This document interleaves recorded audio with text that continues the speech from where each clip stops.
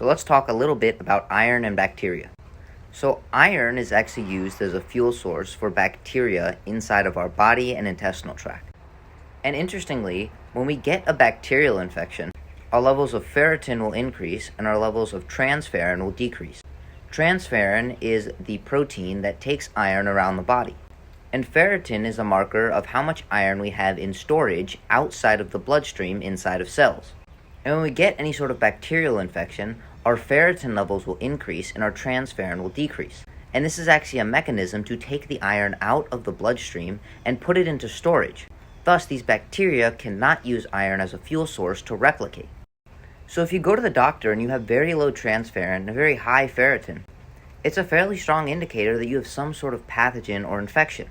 And this could be as mild as the flu or a cold, or as severe as a bacterial infection. Now, the only way to really know your ferritin and transferrin is to get blood work. But luckily, when you get blood work, you'll probably also get something called a CBC. A CBC stands for a complete blood count, and it will actually give you the ratios of different white blood cells, which are our immune cells. And when we have a bacterial infection, certain immune cells will elevate in order to fight the infection. So if you look at your CBC and you have elevated neutrophils, this is an indicator that you may have some sort of bacterial infection.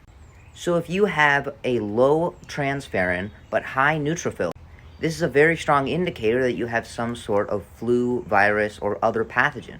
And in this scenario, it would not be a good idea to take any sort of iron supplementation to try and raise your transferrin, because you'll either be increasing your ferritin or simply feeding the bacterial infection. Another cause of low iron is actually gastrointestinal inflammation or overgrowth. One specific one that I'll talk about is small intestinal bacterial overgrowth. And I've talked about this many times before. So typically we have an abundance of bacteria inside of our large intestine, which is at the bottom of our intestinal tract. So when we eat food, it goes from our stomach to our small intestine, then to our large intestine. And there's not that much bacteria inside of our stomach or small intestine, but there is an abundance of bacteria inside of the large intestine. But sometimes this bacteria can overgrowth up into the small intestine. And this is a problem because the site of most, if not all, of our nutrient absorption is in the small intestine. But when bacteria overgrow into the small intestine, they actually compete with our small intestinal cells for absorption of the food that we eat, including the micronutrients. And this is actually why a lot of times bacterial overgrowth inside of the small intestine causes an iron deficiency, because the bacteria in our small intestine will absorb the iron before our small intestinal cells are able to absorb it and transport it into the bloodstream. And taking an iron supplement will simply just continue to feed these bacteria, increasing the small intestinal bacterial overgrowth. Therefore, in this scenario, it is another time where an iron supplement is contraindicated. So I can't tell you without blood work or a lot of dietary analysis whether or not you should or should not take an iron supplement.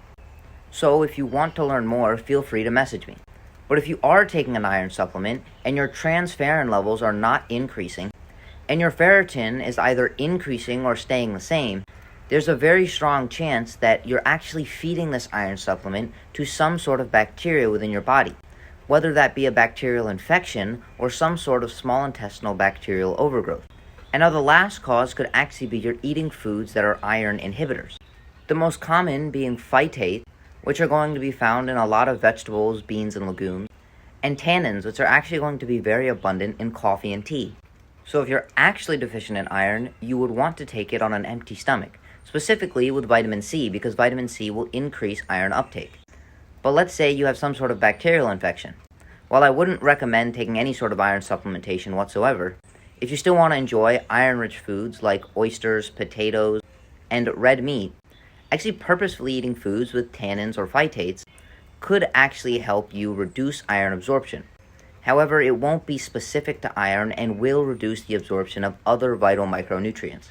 So again, this is something that you'd probably want to work with a professional on, and actually work on fixing the root cause, which is whatever pathogen, bacterial overgrowth, or bacterial infection that's either causing your body to put all of its iron in ferritin storage, or not allowing your body to actually have any iron available because these bacteria are actually absorbing the iron before we can.